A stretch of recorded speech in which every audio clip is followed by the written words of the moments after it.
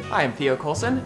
My major is materials physics, and we are in the lab of my advisor, Professor Yumi Ijiri, and we study magnets, which turn out to be really weird. Mostly what I'm doing this summer is analysis of data.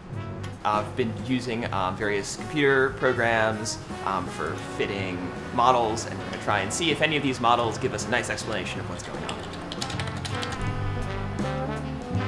I'm interested in going into technical fields, and this is a great experience to have, but also great to know what sort of work I like to do. Having worked here, I can now say, yes, I do like working in research. This is interesting. This is cool, and to me, this is like a worthwhile thing to do, which is a very valuable thing to be able to learn as an undergrad, thinking about, where I want to go in the future.